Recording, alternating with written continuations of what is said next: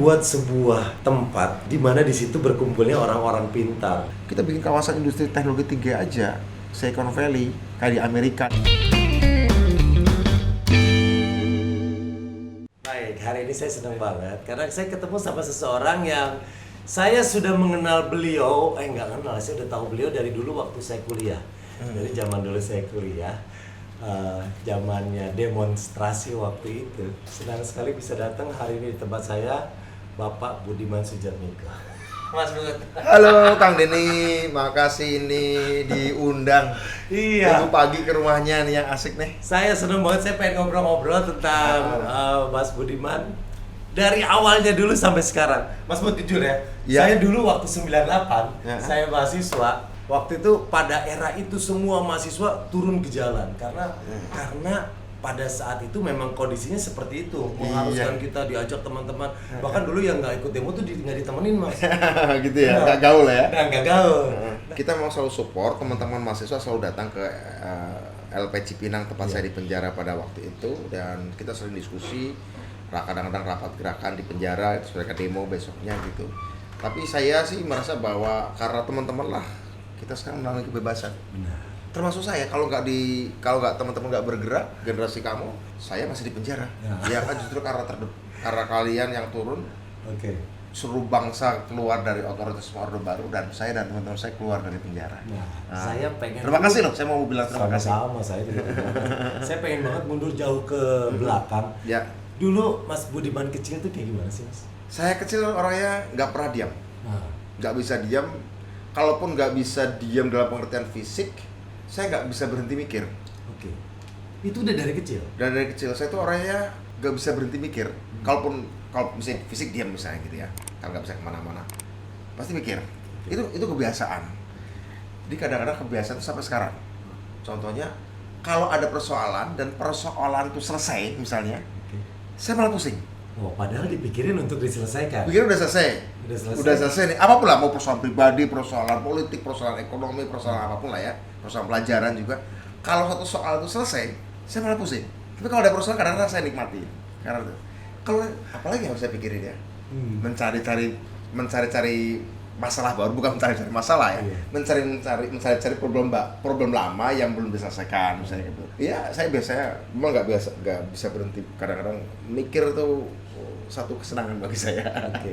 Nah, kan pasti apa yang terjadi pada kita itu ada sebab masa lalu. Makanya saya pengen tahu hal pertama yang membuat Mas Bud ini tertarik dengan dunia politik itu apa? Kalau ditarik mundur. Saya kira alasan saya tertarik ke dunia politik, saya yakin nggak terlalu jauh dengan alasannya Kang Denny terjun ke dunia entertainment. Bentuknya aja berbeda, tapi sebenarnya alasannya sama. Barangkali kita ini sama-sama orang yang peka. Mungkin kita ini bakal jadi, kalau kamu sebelum terjun ke dunia seni, mungkin saya juga jangan-jangan sebenarnya seniman juga dari kecil. Kepekaan. Seorang seniman kan peka ya, kayak Kang Denny ya. Saya terjun politik mungkin rasa kepekaan gara-gara sederhana aja, waktu usia 5 tahun saya lihat pengasuh saya tinggal di belakang rumah saya gantung diri. Melihat pengasuh waktu umur 5 tahun gantung diri Di belakang rumah saya, mungkin malah belum 5 tahun kali ya. Belum TK bahkan. Saya ingat kok itu belum TK kok. Tapi itu sekuat itu dampaknya. Dampaknya ternyata sekuat itu ya. Kenapa? Kecil. Penyebabnya? Ya karena dia tinggal di rumah saya, tiba-tiba malam-malam bunuh diri. Itu kan traumatik bagi seorang anak kecil. Disitulah saya baru tahu bahwa orang tuh bisa mati. Mati itu apa? Pokoknya ya udah nggak ada gitu ya. Kita nggak, waktu itu belum tahu. Konsep anak kecil seperti itu yang tadinya dia hidup sekarang mati. Nggak akan pernah ketemu lagi. Ya kan saya pernah lihat juga yang namanya ayam potong gitu ya di rumah ya, di desa ya. Dalam desa itu mati gitu kan, nggak pernah hidup lagi. Oh ternyata manusia, orang yang mengasuhku juga bisa mati ya, bukan cuma ayam. Ya sesederhana itulah ya. Cara berpikir anak kecil gitu. Oh ternyata bukan cuma ayam yang bisa mati. Ya kalau ayam mati saya sering lihat manusia juga bisa, dan itu ada pengasuhku. Oh bahwa orang bisa mati. Terus mati karena apa? Kalau bahasa Jawa dulu istilah kendat, saya ingat betul. Pertama kali dengar istilah kendat itu 4 tahun berusia saya. Kendat itu artinya, baru kemudian saya tahu itu namanya gantung diri ya. Bunuh diri, kendat. Karena apa? Karena miskin. Kenapa? Karena ditagih utang, nggak bisa bayar. takut akhirnya bunuh diri. Jadi saat itu saya tahu bahwa orang itu ada yang namanya miskin, bahwa orang bisa mati, bahwa ada orang bisa hutang, bahwa mati itu bisa juga menjadi pilihan bagi orang-orang yang kena hutang, bagi orang miskin. Kemudian bagi saya itu pengalaman malam itu melihat jasad namanya Mbah Dimin ini meninggal. Saya baru pertama kali lihat orang meninggal dan itu karena gantung diri gitu. Di situ kemudian traumatik ya bagi saya. Nah kemudian setelah itu Kang Denny ada satu buah hobi lah ya, ada semacam kesukaan gak asik ya. Ada semacam sejak itu sampai SD, terutama SD sampai kelas 6 ketika saya pindah ke Bogor. Saya itu di Cilacap ya, pindah ke Bogor. Saya itu ada suka kalau ada orang meninggal saya datang. Cuma kalau orang meninggal orang miskin. Kalau orang meninggal orang miskin, saya pengennya hadir. Kalau orang miskin khusus. Okay. Kenapa? Ya saya perhatikan apa sih, Pak? Kenapa Mas ikut sekedar ada banyak memberikan empati? Ada banyak ya macam-macam empati tentu saja. Intinya empati, tapi ada banyak cerita tentang itu. Karena waktu lihat Mbah Dimin meninggal, saya pertama kali lihat, saya kan suka digendong dia. Iya. Saya tahu kain yang dia pakai untuk menggendong saya. Saya kan anaknya cucu kepala desa ya. Tapi kain yang dia pakai untuk menggendong saya itu kain miliknya, kain yang butut. Tapi pada saat dia meninggal, saya baru tahu ada kain batik bagus menyelimuti tubuhnya. Itu bagi aku traumatik. Kenapa? Kenapa orang ini harus mati dulu untuk bisa punya kain bagus? Kain batik yang bagus dan wangi ya. Kita tahu ya. Saya tahu rumahnya bubuk, bau sambal, bau apa, saya tahu. Tapi pada saat saya meninggal, rumahnya wangi. Ya karena minyak mestinya ya. Iya. Kayak karena barus, barangkali setanggi. Kok wangi? Kenapa orang ini harus mati dulu dengan cara menyiksa untuk bisa ada kain bagus? Saya nggak tahu itu kainnya punya siapa. Mungkin tuh kain punya dia juga yang nggak pernah dia pakai dan baru dipakai ketika untuk menyelimuti tubuhnya dan dia nggak bisa menikmatinya. Bagi aku itu satu yang traumatik ya. Sehingga kemudian setelah itu kalau ada orang meninggal, terutama orang miskin, saya selalu datang selama SD. Ada yang meninggal sakit, ada yang meninggal teman saya kena petir waktu main bola bareng gitu ya. Terus kemudian di lapangan bola beda kampung, lagi main bola kena petir di lapangan bola. Saya juga main bola di jam sama di Bogor gitu, kena petir meninggal. Saya tahu orang miskin, bapaknya tukang rujak, ibunya tukang pecel. Saya suka langganan di RT sebelah. Meninggal, saya datang cuma untuk sudah lihat apa kain yang dipakai dari mobilnya.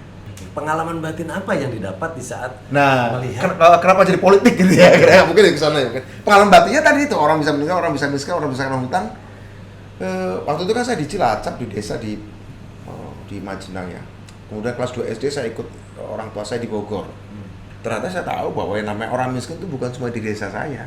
Orang miskin bukan cuma di desa saya. Di Bogor juga ada gitu ya. Di kota-kota lain ada. Oh berarti ini problem banyak orang. Ini bukan cuma problem Mbah Dimin gitu ya. Problem banyak orang. Kalau problem banyak orang, pertanyaan sederhana. Bisa diselesaikan nggak? Kemudian juga problem yang lain selain kemiskinan yang menyentuh hati saya adalah kenapa orang nggak bisa sekolah? Satu karena miskin. Ya, biaya ya. Nah, kedua karena bodoh, nggak bisa ngikuti pelajaran. Itu dua hal itu yang sampai sekarang, sampai hari ini, itu saya anggap dua soal yang sebelum saya mati harus bisa saya selesaikan. Kenapa orang miskin dan kenapa orang bodoh? Kebodohan dan kemiskinan. Ya dua itu aja deh, nggak usah muluk-muluk deh. Saya nggak usah muluk-muluk. Kenapa ada orang miskin dan kenapa orang bodoh? Dan apakah orang miskin ditakdirkan untuk miskin dan apakah bodoh itu takdir? Persoalannya sejak awal saya mengatakan miskin dan bodoh itu bukan sesuatu yang sifatnya given. Dia adalah sesuatu yang kita bisa ubah. Kalau kita lahir dalam keadaan miskin bukan salah kita. Oh, pasti tapi bukan. Kalau kita mati dalam keadaan miskin mungkin itu salah kita. Salah kita dan salah lingkungan juga. Jangan-jangan dia tidak pernah mendapatkan keadilan yang menjadi hak dia.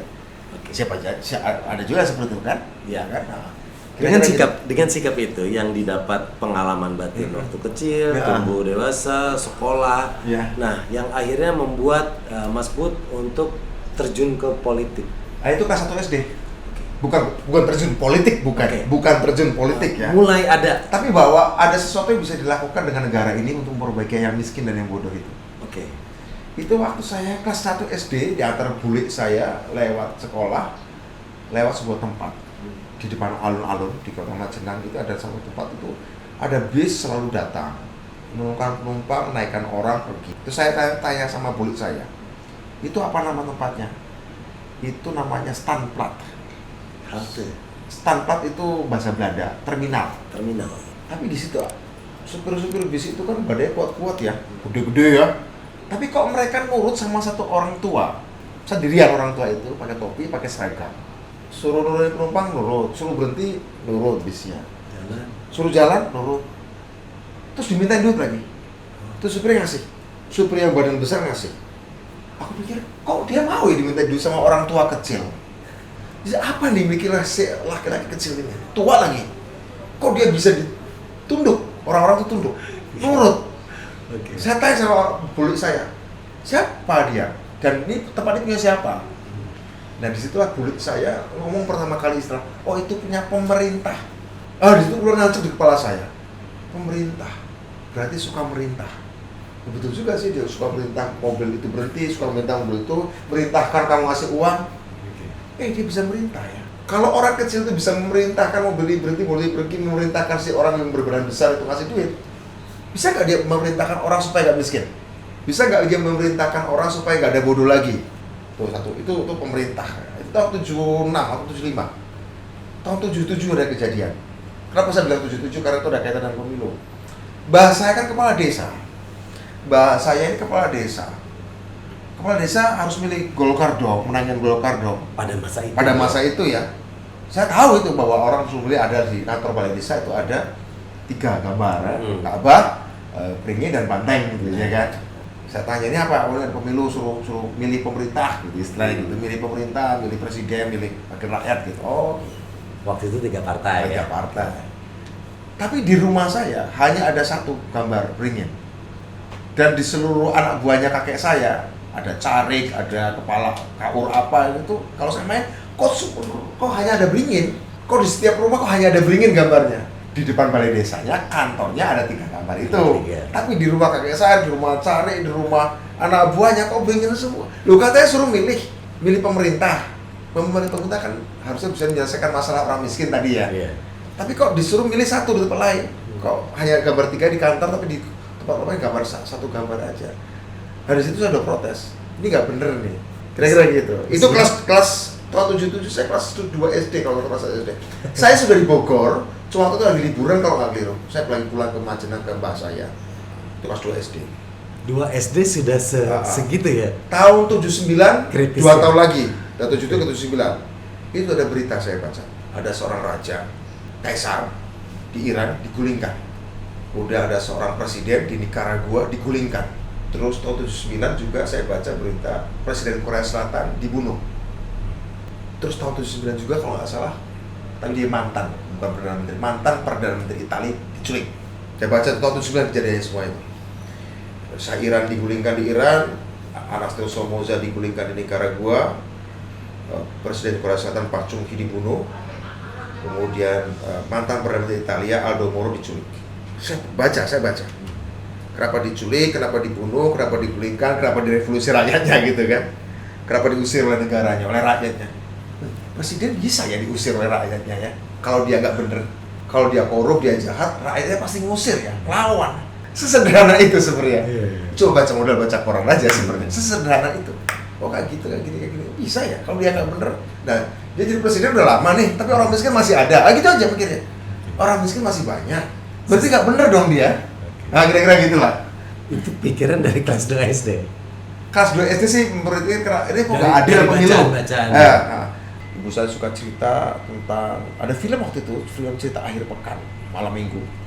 Judulnya Simon Bolivar. Malam minggu boleh saya nonton malam. Saya tanya, Bu, ini Simon Bolivar apa? Oh, itu dia pahlawan kemerdekaan Amerika Latin melawan Spanyol. Oke. Terus Napoleon siapa? Napoleon ini.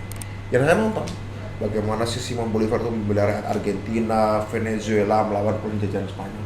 Jadi di situ bisa ya. Pasti Simon Bolivar ini pasti pernah jadi anak kecil. Mereka pernah TK, mereka pasti pernah SD, pernah selemah saya, pernah sekecil saya. Tapi mereka kemudian akhirnya besar dan mereka bisa melakukan sesuatu gitu. Nah karena aku anak kecil, satu saat aku akan besar-besar mereka. Kalau bisa aku juga bisa melakukan sesuatu dong seperti mereka. Logiknya gitu aja. Sesimpel itu. Bandingkan orang bisa, kenapa aku nggak bisa? Kalau di negara lain bisa, kenapa di negara aku nggak bisa? Hal itu ke bawah sampai sekarang, Kang Denny. Ke bawahnya gini, ketika saya keluar negeri pertama kali tahun 93 di Australia, dan kemudian saya ke Amerika tahun 2002 pertama kali, dan saya kuliah ke Inggris tahun 2002 juga, dan sampai sekarang kalau saya keluar negeri itu biasanya hari pertama saya kagum, terutama yang negara maju ya, hari kedua, ketiga, keempat, kelima saya pasti jengkel. Kok negara lain bisa kayak gini ya? Langsung membandingkan. Kok Indonesia nggak bisa ya? Kok pendidikan Indonesia nggak kayak gini ya? Kok sistem kesehatan Indonesia nggak kayak gini ya? Kok infrastruktur di luar negeri bisa kayak gini, ke Indonesia enggak ya? Itu biasanya saya hari pertama kagum, wah keren. Ke Tokyo pernah ya, bagaimana tempat pusat pembuangan sampah di Tokyo. Itu bersihnya lebih bersih daripada rumah sakit di Indonesia. Hari pertama kagum, hari kedua jengkel. Selalu saya kayak gitu. Saya membandingkan, nggak bener nih negara. Artinya nggak bener, artinya kenapa kita nggak bisa kayak gitu? Jalan dari satu kota ke kota lainnya jauh, jaraknya cuma 1 jam karena ada highway. Kok Indonesia nggak kayak gitu ya? Itu selalu saya bandingkan. Semua itu karena orang malas mikir negeri ini. Orang kaya-kaya, berkuasa, pegang kekuasaan, tapi malas mikir yang berat-berat. Bisnis punya uang triliunan, sukanya bisnis yang mudah aja. Nyangkul dari tanah jual, nebang pohon jual.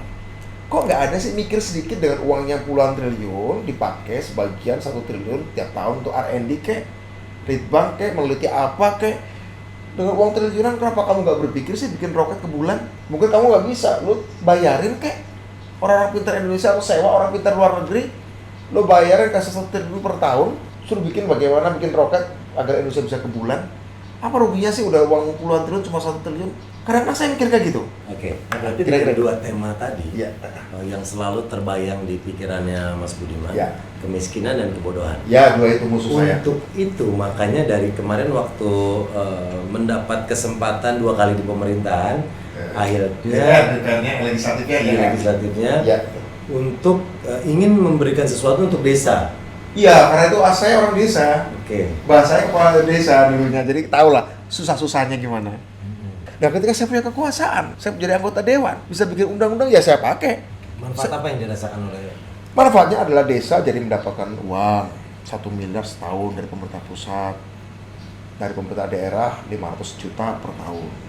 Gimana dalam perjuangannya di DPR? Ya, banyak orang pesimis karena saya jadikan itu sebagai materi saya kampanye 2009. Jadi 2009 saya diminta oleh DPP partai, oleh Bu Mega untuk menjadi anggota DPR. Saya mungkin punya uang tapi tidak sebanyak itu untuk membiayai politik. Sehingga saya pikir, enggak lah, saya mau pakai sesuatu cara yang nggak pakai uang banyak, tapi saya bisa dapatkan suara terbanyak. Nah, saya membawa draft undang-undang sebagai materi kampanye saya. Dan ini agak aneh. Kenapa agak aneh? Karena belum pernah ada sebelumnya dalam sejarah Republik ini orang nyalon DPR bawa draft undang-undang sebagai materi kampanye. Kan anggota DPR itu legislatif. Tugas legislatif kan buat undang-undang. Nah, ini ironinya. Kebanyakan orang nyalon jadi anggota DPR atau legislatif itu kampanyenya seperti dia mau jadi eksekutif. Kalau saya kepilih DPR, saya akan buat masjid, saya akan buat jalan, buat jembatan. Itu kan tugas eksekutif. Bupati, gubernur, wali kota, presiden boleh buat ini, buat barang ya. Tapi kalau anggota DPR enggak, harusnya kan anggota DPR aku kepilih akan buat undang-undang ini, membuat produk hukum. Produk hukum. Kebanyakan orang jadi anggota DPR sama seperti kampanye mau jadi eksekutif, bikin bangunan, bikin. Harusnya bangunan. Nah, saya coba. Sebenarnya ini yang benar, tapi nggak pernah dicoba orang. Saya coba, it works. Saya dapat suara terbanyak dengan biaya yang relatif murah dibandingkan yang lain. Yang lain 10 kali lipat, saya mungkin 1/10-nya. Tapi saya dapat suara terbanyak di dapil saya di Banyumas Cilacap. Sederhana aja, saya bilang, Bapak Ibu, kalau saya jadi anggota DPR dipilih Bapak Ibu.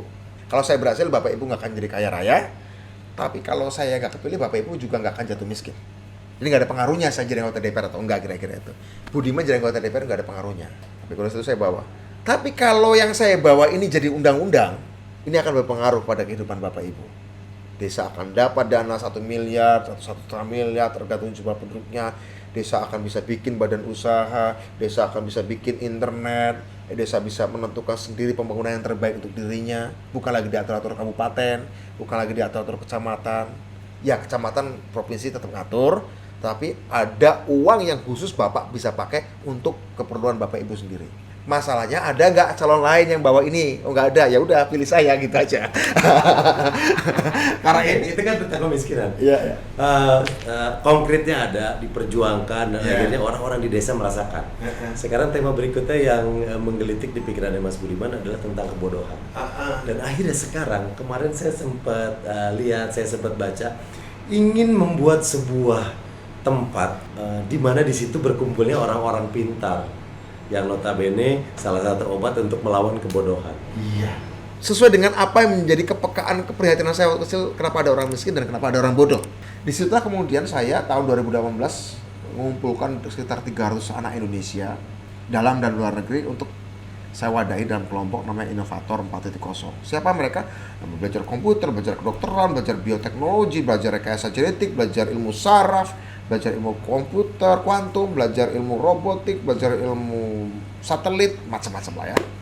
Orang-orang Indonesia di dalam maupun di luar negeri, ada kuliah di Harvard, di MIT, di Cambridge, di Oxford, ada yang udah kerja di Google, ada yang kerja di Facebook, ada pimpinan Yahoo, macam-macam. Saya kumpulkan 300-an orang itu dan tahun 2018 saya ajak ketemu Pak Presiden Jokowi 35 orang. Nah, yang menarik adalah saya pengen kumpulin itu supaya mereka nanti bantu desa. Karena kebanyakan orang-orang pintar itu juga sebagian dari desa. Ada orang desa dari Madiun, dari Mojokerto, dari kampung halaman saya juga ada di Majenang. Adik kelas saya di SMP, tapi dia menjadi salah satu pimpinan Facebook di London. Adik kelas saya di SMP. Jadi saya ketemu di London. Wah, saya satu SMP dengan Mas Budiman. Saya SMP satu Majenang, tapi beda angkatan. Oh ya, desa mana? Tetangga desa kita. Dia menjadi pimpinan Facebook. Oke, bagus. Bantu kampung kita ya, saya bilang gitu. Saya ingin mengatakan bahwa mereka-mereka ini harus menggunakan ilmunya untuk bantu desanya. Minimal desa kampung halamannya. Bukan gratisan, kamu akan dibayar. Karena desa sudah punya uang. Dia harus bayar anak kampungnya sendiri, mungkin jadi peneliti di Facebook, kuliah di Oxford. Dibayar untuk komputerisasinya, untuk konsultasi bisnisnya. Tapi sekarang bosmu adalah tetanggamu sendiri, kampungmu sendiri, yang sudah punya uang. Nah, saat lagi ngumpul kayak gitu, ada orang yang kebetulan dia mengolah tanah luas 800 hektar di Sukabumi, 888 hektar, mendengar mimpi saya ini, mendengar cerita saya ini, karena kebetulan dia temannya adik saya, dia teman gaulnya adik saya gitu ya. Oh, kakakmu ini lagi ngumpulin anak-anak inovator ya untuk bikin revolusi, untuk menyiapkan orang Indonesia supaya siap menghadapi revolusi 4.0 ya. Iya, ya udah, saya punya tanah. Ini mau kita ubah memang jadi kawasan industri, cuma saya bingung kawasan industri apa. Kita bikin kawasan industri teknologi tinggi aja, Silicon Valley, kayak di Amerika, dia bilang gitu. Saya belum dapat izin dari pemerintah daerah Sukabumi, Jabar, bahkan sudah di Dewan Nasional KEK. Ya udah, kakakmu aja deh yang gitu ya, yang ngelola ini biar nyambung, biar nanti bisa ngomong juga sama Pak Presiden, bisa ngomong sama Pak Menteri, ya. Apalagi kakakmu sudah ngumpulin ratusan orang pintar, saya disediakan lahannya, silakan bekerja di sini. Ya itu aja. Sesederhana itu, nggak ada lobby, nggak ada apa ya, rezeki orang soleh lah. Rezeki orang soleh, kayak rezeki Kang Denny. Kalau saya kan rezeki saya bukan bikin rumah atau punya siaran TV kan, rezeki saya kayak gitu. Kalau Kang Denny rezekinya kan dapat siaran TV, dapat slot di mana-mana gitu kan. Masing-masing orang beda-beda rezekinya. Saya ingin orang-orang lebih banyak transformasi ke digital, ke teknologi.